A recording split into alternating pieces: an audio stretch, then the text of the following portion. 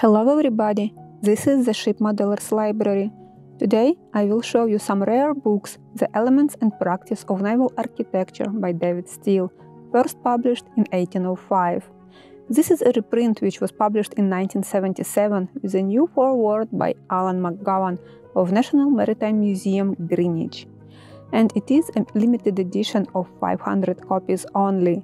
The reprint follows the same size and format of the original. This is a set of 2 volumes, one of the text and the other a large format of ship drafts.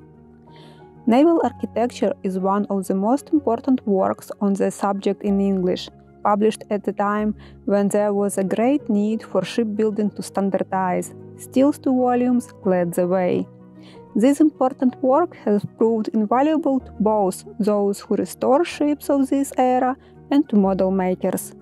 David Steele shows you exactly how these great ships were built, and with the original publication date being 1805, he shows how they were built at the time of Nelson's victory at Trafalgar.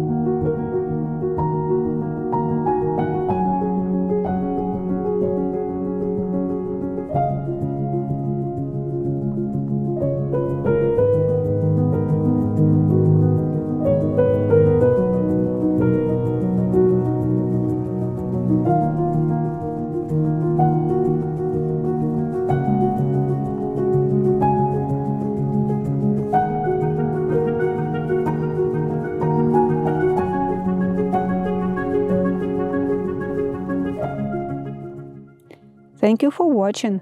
Let me know in the comments section below which book would you like to flip through in the next edition.